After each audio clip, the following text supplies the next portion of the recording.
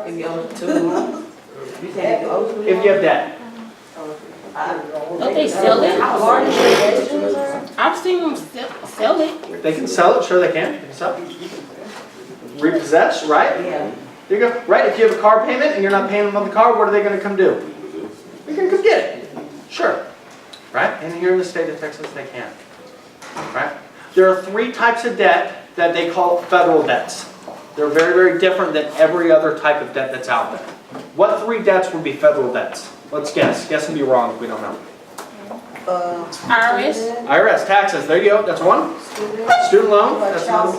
What? Child support? Child support, yeah, those 3 debts are very different. If you do not pay some of those, they can do other things to you. Those are national debts, what they consider. Now state debts, what we have here, they can sue you, they can put things on your tax return, they can look at you there. In Louisiana, will they sue you in the state of Louisiana? Yeah, give you some gumbo. They're good. They'll make you some gumbo, right?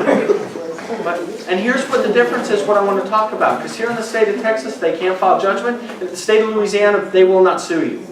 Oh, for real? Nope, they'll just start garnishing your paycheck. Oh, well, nah, that's the one.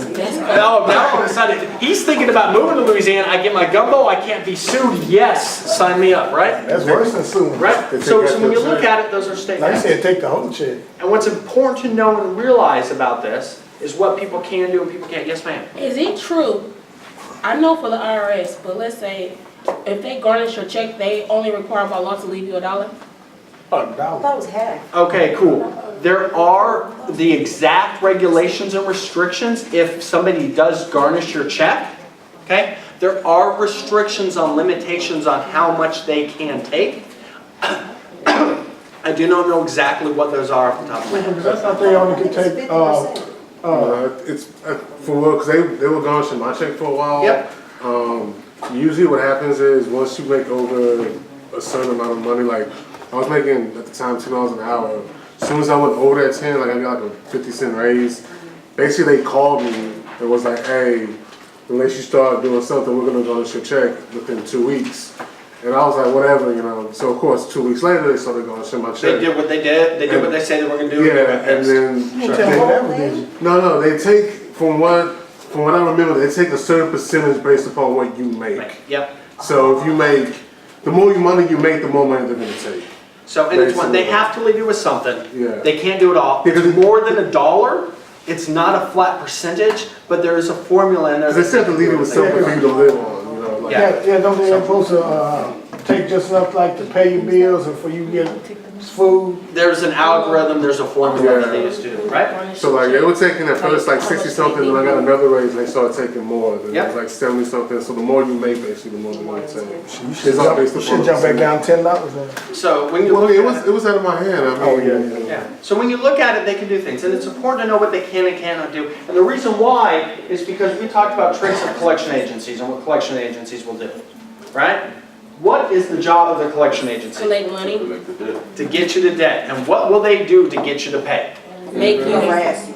Anything that they can, right? I do not, right? When I see the people who work in those jobs, I feel sorry for them. That's a tough job. You making calls nobody wants to get. It's worse than telemarketer in my opinion, right? Because every time you get somebody on the phone, it's tough. But at the same time, they have a job to do and they get paid based upon how much debt that they collect. Right? So what's important to know is if you are getting bill collectors, what they're legally allowed to do and what they're not. Okay? This is something here, if you're taking notes, this is the time to start writing something down. There's something called the Fair Debt Collection Practice Act.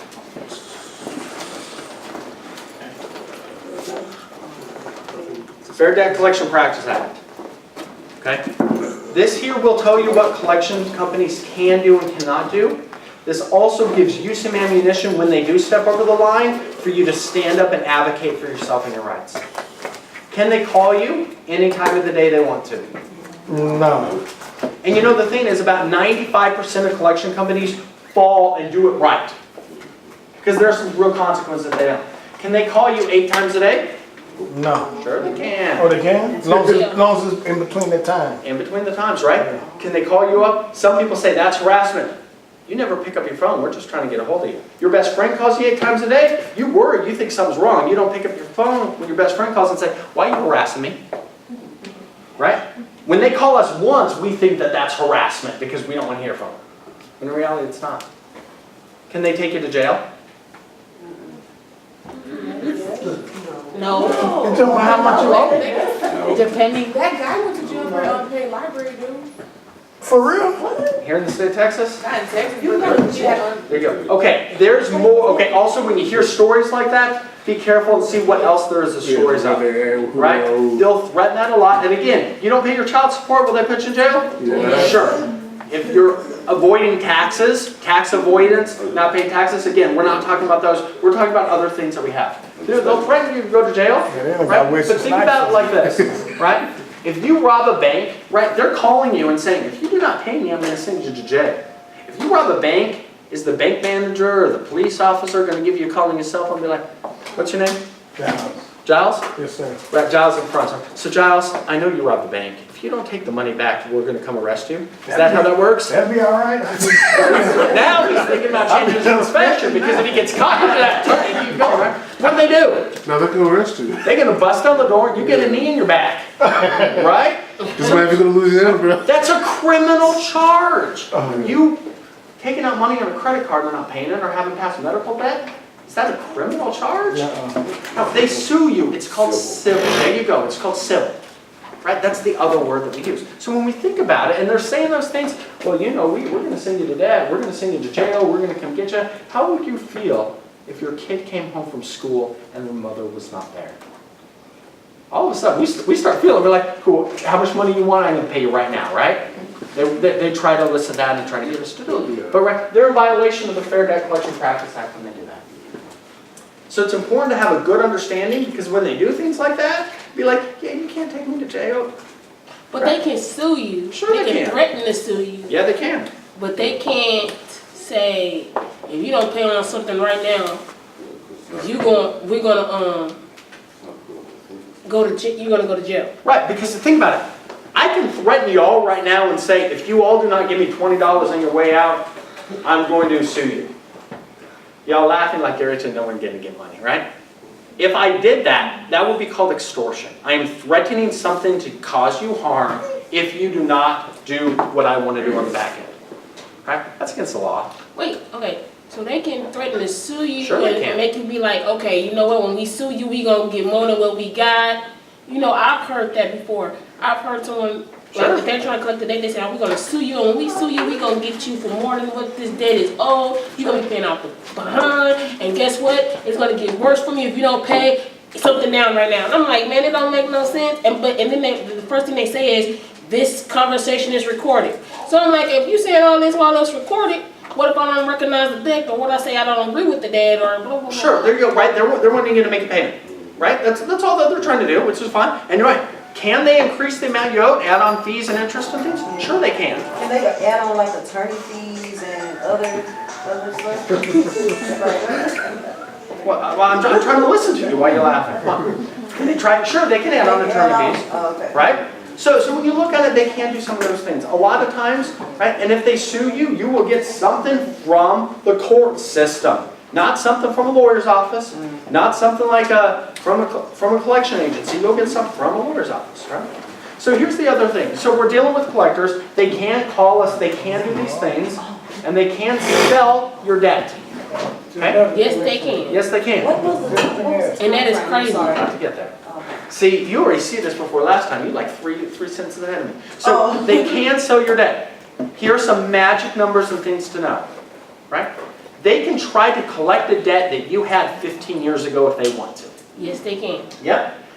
It falls off the credit report after 7.5 years of the original debt. Well, we sold it. No, it's 7.5 years from the original debt. If you still have things on your credit report that are longer than that because the new company has, that's easy to get off. That's an error on your credit report. Takes some time, but it's not a hard process. Yeah. Please forget that again. Sure, there you go. I'm going through that process right now because hear that. Yes. Anyway, is it because like I heard like Hold on, I can't hear you. like Go I ahead. heard the same thing like after 7 years it falls off. Yes, ma'am. And I was like I've watched videos like people how they fought stuff But they would say that means that the good credit falls off too, right? So if I dispute an account, I've got a trade account on my credit report, there's a debt on there, it got sold to someone else, and I say, this isn't mine, or this is older than 7.5 years, the whole account will fall off. Yep. So if it is good or bad or anything, it doesn't clear, you don't dispute everything on the credit report, right? You dispute what is negative or what they term, the word that they use on the credit reports is derogatory. Yes. What is derogatory? So what I said before, and then I'll get you, what I said before is 7.5 years from the original, I'm not a lawyer, heads up, but 7.5 years from the original debt, it is supposed to fall off. The fact that Best Buy, you owe Best Buy $180, right? I return that equipment, I'm not paying Best Buy a dime, cool. It shouldn't be on my credit report, cool, I believe you both. 7.5 years from that original, regardless who gets the debt, it falls off the credit report. After 4 years, they're no longer able to sue you here in the state of Texas. That's the statute of limitations. Oh. So if I have a debt that's more than 4 years old and they threaten to sue me, they cannot do that. Okay? So those are some magic numbers. Now they can continue to try to collect.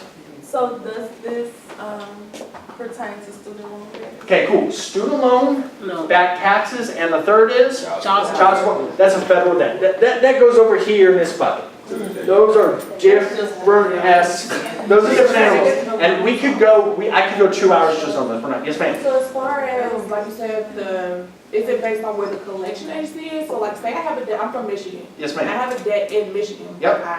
Now I'm a resident of Houston. It's where the state law applies to the state you were in when that debt originated. So, yes, you had a question, I want to make sure I get back to you. Me? Yes ma'am. Oh, okay. You said it falls off, so if someone were to run your credit, will they still see it? Nope, not when it's come. So, but if you put, like, I have some stuff that I've been disputed on Credit Karma, Sure. Yep. and it say deleted, but you can still see it. It says deleted, but you can still see it when I, when I try Sure. to get my credit score. And here's the thing, it might be deleted on Credit Karma to say it's not there anymore. If you would pull it through a third party or somewhere else, it'd be interesting to see if it still showed up. Or since you could call the actual TransUnion Experian There we at go. yourself and have them, and just tell them, like, that's not my debt, if you have your credit report. You can do a lot of that online now as well, yes ma'am? Then someone tried to apply for a credit card in my name, and it brought my credit score down. And I called them and told them I didn't do this, but it's still sitting there. Sure. I would call Give me a them. call, because we're going way off here. That's definitely something we can talk about. So that's a few things. So other things that the collection agencies will do, and some of the tricks that they'll do, is if you do not, right, I'll settle for you, right, you owe $10,000, but I'll settle you today for $300. That's a dang shame. Cool? Get it in writing. That's what we say, get it in writing. Because sometimes they will. Medical debt, we see people negotiate down more than any other type of debt if you have it on your report. If you owe CenterPoint Energy money, will they negotiate? No. Nah. Nah. Because guess what? You're not turning on gas anywhere else unless you're paying. CenterPoint is pretty, you can call and ask, it's fine. But medical debt, they'll see, but they'll do this, but we would say get it in writing. Make sure we say on those letters, if we have them, it's paid in full and takes the account off. Now, it will still show negative on the credit report. It will still show that you paid less than owed, right? And what's the But- purpose of getting it? Because you owe $10,000 and now you pay it off and you only pay $300 and so you do not owe it. So it shows that it'll show the account is closed. Yeah. It'll show the account paid is less. That is better than having an outstanding additional So it debt. doesn't say settled or? It could be settled for less than owed. That sounds. I've seen a lot of different things out there. So- It all means the same. So you- Okay. So your credit doesn't go up or down, it just stays the same after being messed up? That's a really big story. Credit is a fluid instrument. Yes. Right? And we talked a little bit about this last time. So credit is very fluid. It will always go up and down.